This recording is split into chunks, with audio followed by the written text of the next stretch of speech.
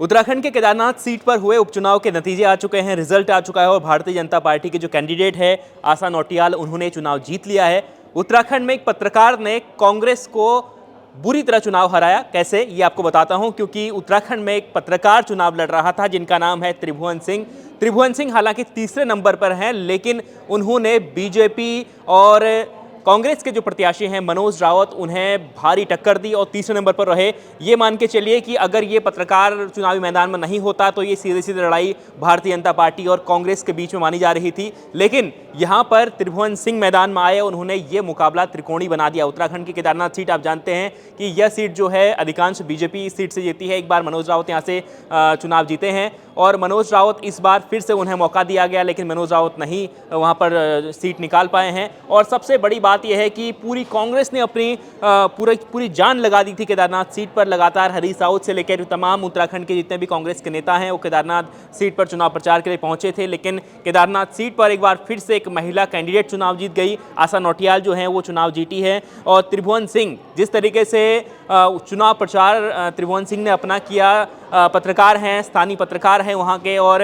अपने चैनल के जरिए वो लगातार वहाँ खबरें करते हैं, स्थानीय मुद्दों को उठाते हैं। और उन्हीं मुद्दों को उठाने के कारण त्रिभुवन सिंह इतने चर्चित हो गए कि उन्होंने उत्तराखंड में भारी टक्कर दी थी और त्रिभुवन सिंह को करीब 9,311 वोट उनको मिले हैं। और यहाँ पर जो हार जीत का जो अंतर रहा है बीजेपी और कांग्रेस के बीच में, वो केवल 5,500 वोटों का रहा है। और सबसे खास बात यह है कि इस पत्रकार ने पूरा का पूरा चुनाव ही पलट दिया था। पहले माना जा रहा था कि भारतीय जनता पार्टी और कांग्रेस के बीच में मुकाबला होगा, तीसरी त्रिभुवन सिंह को बहुत हल्के में लिया जा रहा था, लेकिन त्रिभुवन सिंह भारी पड़े हैं। कहा यह भी जा रहा है कि त्रिभुवन सिंह को ज़्यादा वोट मिले हैं वो कांग्रेस की जो कांग्रेस का जो वोट बैंक था उन्हीं में उन्होंने सेंध लगाई है, क्योंकि एक तरीके से भारतीय जनता पार्टी का वोट वहाँ उत्तराखंड में इधर उधर होना बहुत मुश्किल है, क्योंकि बीजेपी ने जिस तरीके से कैंपेनिंग की, जिस तरीके से केदारनाथ का पूरा बेल्ट जो है वहाँ पर योगी आदित्यनाथ का प्रभाव रहता है। और ख़ासतौर पर वहाँ जो महिला मतदाताएं हैं और वो वहाँ पर महिला कैंडिडेट को उन्होंने वोट दिया है, जिसके बाद से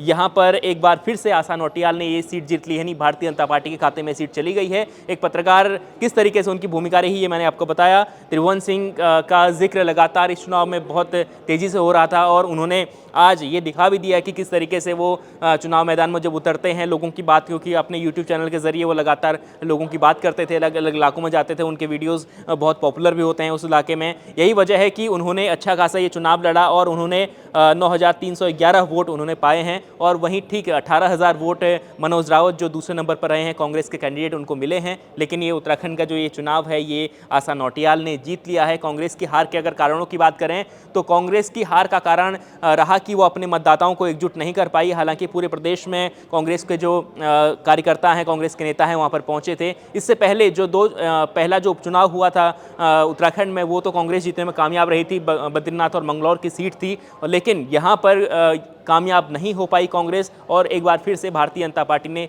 इस सीट को अपने खाते में कर लिया है। आपको क्या लगता है कि सीट पर कांग्रेस के हार के क्या कारण रहे? कमेंट कर जरूर बताएं। अगर आप उत्तराखंड की राजनीति में जरा से भी रुचि रखते हैं तो कमेंट जरूर करें और देखते रहें India.com।